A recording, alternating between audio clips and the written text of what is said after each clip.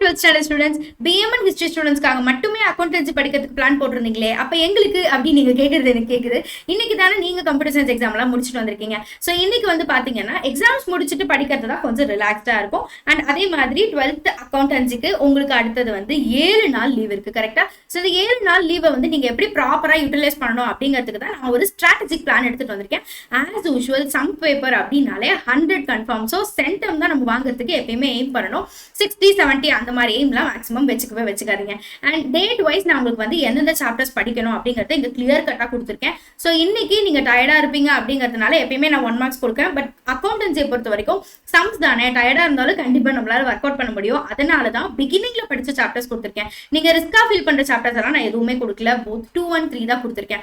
இதுல உங்களுக்கு என்ன பெனிஃபிட் அப்படின்னு பாத்தீங்கன்னா, இந்த ஒரு சாப்டர்ல இருந்து மட்டும் நம்மளுக்கு ஒரு 20 மார்க்ஸ் கிடைக்கும்.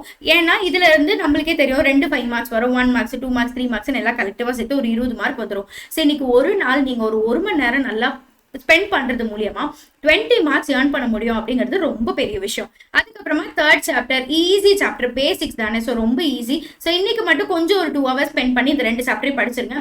நாளையில இருந்து பிரிஸ்கா ஸ்டார்ட் பண்ணுங்க. 4 and 9, 5 and 7, 1 and 6 and 8 and 10 அப்படின்னு சொல்லிட்டு 18 வரைக்கும் டெய்லி 2 சாப்டர்ஸ் ஃபோக்கஸ் பண்ணிட்டு வாங்க. உங்களுக்கு இது முடிச்சதுக்கு அப்புறமும் எக்ஸ்ட்ரா டைம் இருந்தது அப்படின்னா please focus on the theory questions. Okay, அதே சாப்டர்ல என்னென்ன தியரி கொஸ்டின்ஸ் இருக்கோ அதையும் ஃபோக்கஸ் பண்ணுங்க. 19th அன்னைக்கு கம்ப்ளீட் புக் இன்சைட் வச்சுக்கலாம் நம்ம. ஏன்னா எக்ஸாமுக்கு முன்னாடி நாள் வந்து இன்சைட் படிக்கிறோம் அப்படின்னா கொஞ்சம் ரிஸ்கா ஃபீல் ஆச்சுன்னா கான்ஃபிடன்ஸ் லெவல் ரொம்ப குறைச்சிரும். அதனால ஒரு 2 நாளைக்கு முன்னாடி அப்படின்னா அப்ப 19th அன்னைக்கு புக் இன்சைட்ல இருக்க 1 மார்க்ஸ், 2 மார்க்ஸ் and 3 மார்க்ஸ் இல்ல வந்து இந்த டூ யூ நோ கொஸ்டின்ஸ் ஆகட்டும், நம்ம ஒர்க் அவுட் பண்ற மாதிரி ஆகட்டும், அந்த மாதிரி எல்லாமே பாத்துக்கோங்க. அந்த டே 20th அன்னைக்கு என்ன பண்றீங்க அப்படின்னா ரிலாக்ஸ்டா புக் பேக் பாருங்கப்பா. அங்க நம்ம பார்க்க தியரி மீதி வச்சிருப்போம் இல்லையா, அந்த தியரி எடுத்துட்டு வந்து இன்னைக்கு பாத்துருங்க. 20th அன்னைக்கு கம்ப்ளீட் பண்ணிடுங்க.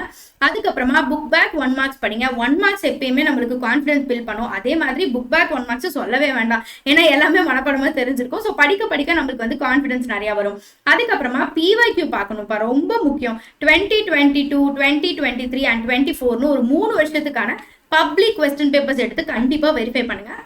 இது உங்களுக்கு டைம் கன்சூமிங்கா தெரிஞ்சாலுமே கண்டிப்பா இதனால நீங்க நிறைய பெனிஃபிட்ஸ் அடைவீங்க. என்னென்ன பெனிஃபிட்ஸ் அப்படின்னு பாத்தீங்கன்னா, உங்களுக்கு வந்து டைப் ஆஃப் தி கொஸ்டின்ஸ் எப்படி இருக்கும், பேட்டர்ன் எப்படி இருக்கும் அப்படிங்கிறது தெரிய வரும்.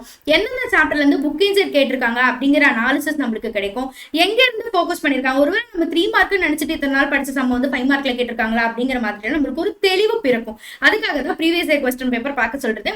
நான் ஆல்வேஸ் சொல்ற மாதிரி கொஸ்டின் பேப்பர் பார்த்துட்டு நீங்க கையில பேப்பர் பென் எடுத்து கண்டிப்பா அது ஒர்க் அவுட் பண்ணி பாருங்க. உங்களால எந்த எக்ஸ்டென்ட் வரைக்கும் ஒர்க் பண்ண முடியுது, இல்ல எங்க நீங்க தடுமாறுறீங்க அப்படிங்கறதெல்லாம் நம்மளுக்கு தெரியும்.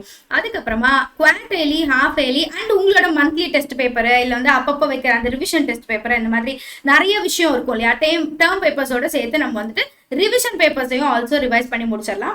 இது எல்லாத்துக்கும் நீங்க வந்து 20th வச்சுக்கோங்க. ஏன்னா 20th வந்து லாஸ்ட் டே அப்படிங்கிறதுனால நம்மளும் லைவ் வரும்போது நிறைய படிப்போம். அது போக 20th மட்டும் இல்ல, ஆல் தி டேஸ் வந்து நம்மளுக்கு லைவ் இருக்கதான் போகுது. அதே மாதிரி இன்னைக்கு லைவ்ல நம்ம வந்து அந்த பிளான்ல இருக்கிற மாதிரி செகண்ட் சாப்டர் தான் படிக்க போறோம். ஸோ லைவ்ல செகண்ட் சாப்டர் படிச்சுட்டு அதுக்கப்புறமா நீங்க போய் 3rd சாப்டர் ஒர்க் பண்ணீங்க அப்படின்னா இன்னைக்கான பிளான் வந்து கம்ப்ளீட்டா முடிஞ்சிடும். இதுக்கப்புறம் நீங்க என்ன பண்ணணும் அப்படின்னா, ஆல் தி டேஸ் நீங்க சாப்டர் ஸ்டார்ட் பண்ணும்போது உங்களோட ப்ரையர் ஃபோக்கஸ் எங்க இருக்கணும் அப்படின்னு பாருங்க, மினி மெட்டீரியல்ல தான் இருக்கணும்.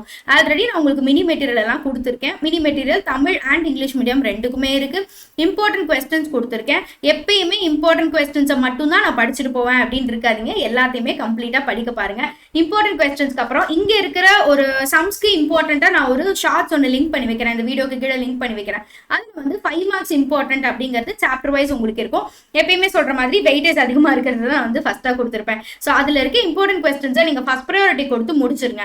அதுக்கப்புறமா மினி மெட்டீரியலுக்கு ப்ரையாரிட்டி கொடுங்க. அதுக்கப்புறமா இம்பார்ட்டன்ட் கொஸ்டின்ஸ் ப்ரையாரிட்டி முடிச்சுட்டு லாஸ்ட்ல நம்ம வந்து அந்த பிளான்ல இருக்கிற எல்லா சாப்டர்ஸையும் ஃபோக்கஸ் பண்ணி முடிஞ்ச வரைக்கும் எல்லா கான்செப்ட்ஸையும் கவர் பண்ணிடுங்க. கொஸ்டின் பேப்பர் மாடரேட்டா இருக்கு, டிஃபிகல்ட்டா இருக்கு, என்னால எழுத முடியல, அந்த மாதிரி பதில் எல்லாம் அக்கௌண்டன்சி எக்ஸாம் அப்ப நம்ம கண்டிப்பா சொல்லாத மாதிரி வச்சுக்கோங்க. இதுக்கு மேல உங்களுக்கு ஏதாவது கிடைக்கல அப்படின்னா நீங்க வந்து இந்த பிடிஎஃப்க்குன்னு சொல்லிட்டு ஒரு நம்பர் இருக்கும் இல்லையா, அதாவது 9005504499 அப்படிங்கிற இந்த நம்பருக்கு கான்டாக்ட் பண்ணி உங்களுக்கு ஏதாவது பிடிஎஃப் வேணும், எனக்கு மினி மெட்டீரியல் வேணும், தமிழ்ல வேணும், இங்கிலீஷ்ல வேணும், இம்பார்ட்டன்ட் கொஸ்டின் வேணும், இந்த மாதிரி ஏதாவது வேணும் அப்படின்னா கண்டிப்பா இந்த நம்பரை கான்டாக்ட் பண்ணி வாங்கிக்கோங்க. டைம் வேஸ்ட் பண்ணாதீங்க. 7 நாள் இருக்கு அப்படின்னு நிறைய நினைச்சிட்டு இருக்க வேண்டாம். நம்மளோட பிளான் வந்து கரெக்டாக இருக்க மாதிரி இருந்தது அப்படின்னா நீங்கள் டெய்லி ஒரு 2 hours 3 hours ஸ்பெண்ட் பண்ணாலே போதும். அது போக லைவ் வந்துருங்க, எக்ஸ்ட்ரா டைம்ல லைவாக வச்சுக்கோங்க. லைவ்ல வந்து என் கூட சம்ஸ் ப்ராக்டிஸ் பண்ணுங்க. நான் கண்டிப்பாக ப்ராக்டிஸ் தான் பண்ண போகிறோம். அப்கமிங் டேஸ் எல்லாத்தையும் நம்ம ப்ராக்டிஸ் தான் பண்ண போகிறோம். எதுலையுமே உட்காந்து நான் எக்ஸ்பிளைன் பண்ணுவேன், நீங்கள் போடுவீங்க, அந்த மாதிரிலாம் கிடையாது. நம்ம வந்து டெய்லி போட்டு சம்ஸ் வந்து எக்ஸசைஸ் மாதிரி எக்ஸாம் மாதிரி தான் பண்ணுவோம் ஆக்சுவலி, சரியா? பட் புக்கு பார்க்காம போடுறது வந்து உங்க கையில தான் இருக்கு.